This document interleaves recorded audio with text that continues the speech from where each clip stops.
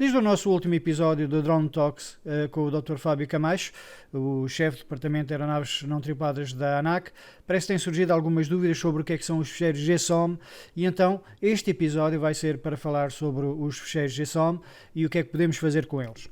O meu nome é Miguel Ribeiro e este é mais um curtas da Mad Sky Drones em Portugal. Mas antes, vamos à intro.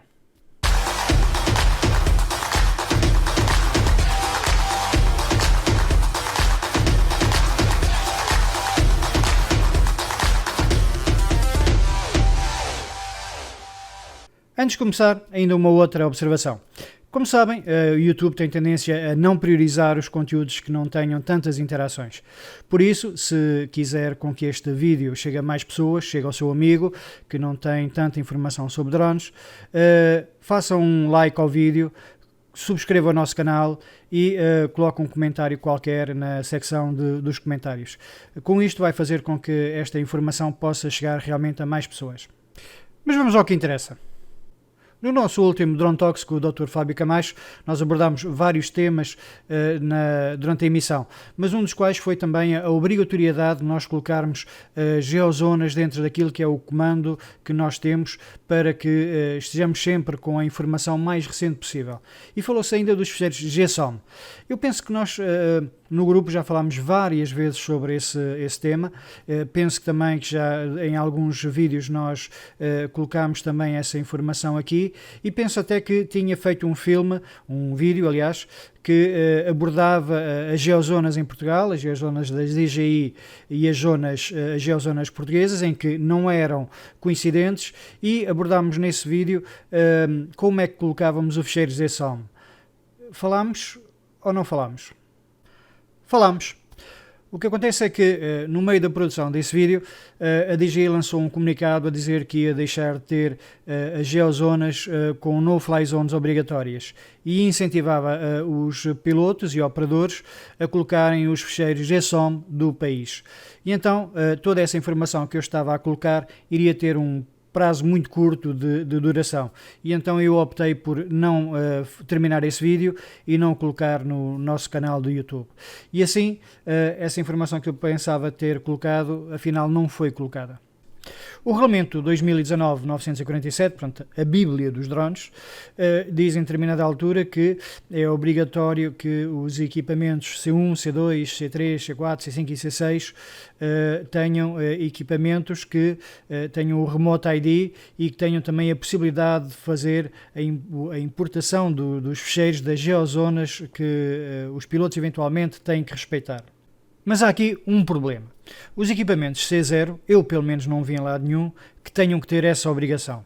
Ou seja, não existe nenhum local na regulamentação em que nos obrigue a ter os nossos equipamentos com marcação de classe C0 a que tenham que ter essa informação das geozonas. E então aquilo que se passa é que os pilotos C0 não têm ou podem não ter aquilo que é a informação mais atualizada daquilo que são as geozonas. Porquê é que isto acontece? Porque na altura em que foi feita a regulamentação, os drones sub 250 gramas não eram encarados como drones completos, digamos, eram encarados mais como uma espécie de brinquedos. E atualmente aquilo que acontece é que os drones sub 250 gramas são drones com exatamente as mesmas capacidades que qualquer um drone. E então, a meu ver, pelo menos, devia haver uma alteração na regulamentação europeia para que os drones sub 250 gramas também tivessem a obrigatoriedade de levar com esse ficheiro e também outras situações que não estão incluídas agora, como por exemplo a obrigatoriedade de formação dos pilotos.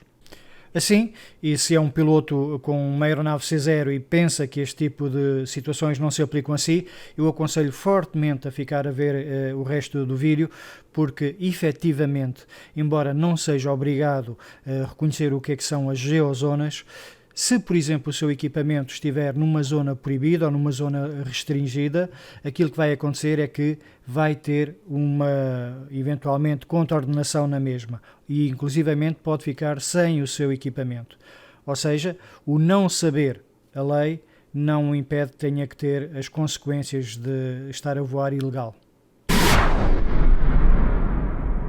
Como sabem, o mundo aeronáutico tem muitas condicionantes, Para os drones, por exemplo, nós temos umas condicionantes nos sítios onde nós podemos voar. E então temos zonas onde nós podemos voar com umas restrições muito mínimas, portanto com um limite de altura e de distância, por exemplo, que é aquilo que nós temos na categoria aberta.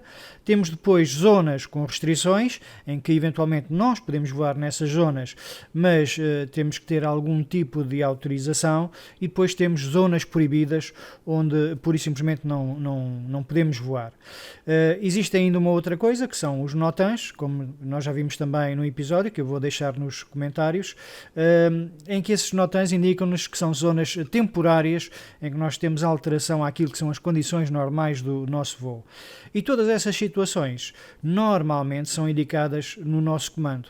A DJI, por exemplo, tinha essas indicações e nós sabíamos mais ou menos se estávamos num local onde podíamos voar ou onde não podíamos voar. A DJI, inclusive, tinha uma situação que era, bloqueava algumas zonas onde nós pura e simplesmente não podíamos voar. E então nós já sabemos, ou pelo menos sabíamos, se estivéssemos a voar nessas zonas, a aeronave não voava sequer, não armava sequer os drones, os equipamentos, os motores. O que é que acontece entretanto? A DJI não tinha essas zonas bem sincronizadas com aquilo que era a regulamentação portuguesa. E então havia umas zonas onde a DJI permitia-nos voar e o regulamento português não permitia, e havia outras zonas onde a DJI não nos permitia voar e o regulamento português permitia. E então, quando foi feita a regulamentação europeia, aquilo que aconteceu foi, criou-se uma obrigatoriedade de que os países tivessem bem definido aquilo que era as geozonas, portanto, as zonas com restrições e com limites, e que essas geozonas tinham que ser apresentadas no ecrã do equipamento. E então, nessa altura em que foi feita essa regulamentação, aquilo que se pensava, aquilo que o regulador entendeu, era que haveria, por exemplo, uma espécie de um botãozinho, nem que fosse um botão virtual, em que nós carregávamos lá e ele fazia o download das geozonas, por exemplo, a nível nacional, e essas geozonas ficavam automaticamente colocadas no nosso equipamento. Ora, pelo menos por enquanto, isso não acontece. O que acontece é que nas páginas das autoridades aeronáuticas nacionais relativas aos drones, aquilo que nós temos é um local onde vamos baixar o ficheiro que nós podemos colocar nos nossos drones, e então tem que ser um processo que é um pouco manual. E como é que nós vamos conseguir fazer esse processo? Basta ir à nossa página da ANAC, oas.anac.pt, e depois vamos carregar aqui assim no tab Explorar. Neste tab Explorar vamos ter aqui várias imagens, como podem ver aqui logo de início nós temos as várias geozonas, mas aquilo que nos interessa é vir a este separador aqui assim, do JSON ED269. Carregamos aqui e aquilo que nos vai aparecer então é uma nova janela.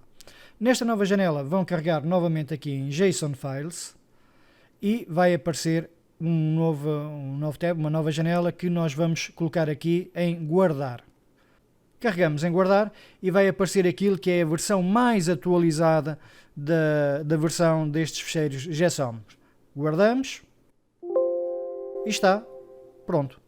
Como veem, é bastante simples fazer este processo, mas esta é só a primeira parte. Tenham atenção que podem gravar isto primeiro no vosso computador, ou podem gravar diretamente no vosso comando, ou inclusive no vosso telemóvel, se o vosso comando funcionar com telemóvel. No meu caso, prefiro sempre gravar primeiro no computador e passar depois para o comando. Então depois carregamos em GoFly, vamos ao canto superior direito e carregamos nos 3 botões. Depois no lado direito também novamente carregamos em About. Depois deslizamos para baixo até encontrar Importar ficheiros. Carregamos lá e depois vai-nos aparecer aquilo que é o selecionar de ficheiros. Carregamos lá novamente e aparece-nos o ficheiro que nós colocamos. Ele depois vai carregar, tanto no comando como depois na aeronave, e depois no final de todo este processo nós temos as novas geozonas colocadas no nosso equipamento. Depois, se quiserem verificar, basta ir aos mapas e vejam se está tudo correto. Como veem, todo este processo é bastante simples. Em menos de 2 minutos nós conseguimos ter as nossas novas geozonas colocadas no nosso equipamento. Mas não há bela sem senão. E também neste caso nós temos aqui assim alguns problemas. E então eu vou começar a enumerá-los. Primeiro, as vantagens. Como viram, o processo é todo ele muito simples e nós conseguimos, em menos de 2 minutos, estar completamente legais no que diz respeito à inclusão das geozonas no nosso equipamento. Uma outra vantagem, nós conseguimos, através do mapa que temos no nosso comando, conseguir a todo momento ver se estamos a voar em locais que estamos legalmente habilitados para tal. Mais vantagens. Não há. A partir daqui são apenas desvantagens, umas de pequena importância, outras de maior importância, mas efetivamente, por exemplo, se nós tivéssemos a possibilidade de carregar num botão no comando e se ele automaticamente estivesse ligado à internet fizesse o download automático para o nosso comando daquilo que eram as geozonas, era um procedimento bastante mais simples. Eventualmente aquele início que a EASA tinha a ideia, talvez mais tempo, menos tempo, volte a ser colocado em prática. Atualmente não existe alguma coisa que faça o nosso drone não poder voar em locais onde não deva voar. Até o final do ano passado, a DJI e algumas outras marcas tinham no processo, se nós, por exemplo, estivéssemos numa zona em que era proibido voar, o nosso drone nem sequer conseguia levantar voo. Ou então teríamos que pedir uma autorização para que ele nos desse essa possibilidade de levantar voo. Eu não sou como algumas pessoas que devam achar que os pilotos têm consciência de fazer tudo. A maior parte dos pilotos, principalmente aqueles que estão numa fase mais inicial, não têm conhecimento de onde devem ou onde não devem voar e muitas vezes estão a voar em locais onde não devem voar. E então eu acho que deveria haver um processo qualquer em que nós, nessas geozonas que estão incluídas neste fecheiro JSON, tivéssemos uma proibição de voo quando tal se aplica. Depois, por meio de uma autorização qualquer, então podia ser desbloqueado. Principalmente para pilotos por hobby, eu acho que esta opção deveria ser sempre colocada. Outra desvantagem, e a meu ver esta é eventualmente a principal, ao dia 2, pronto, da realização deste vídeo, a aplicação não está a funcionar como deve ser, pelo menos nos drones da DJI.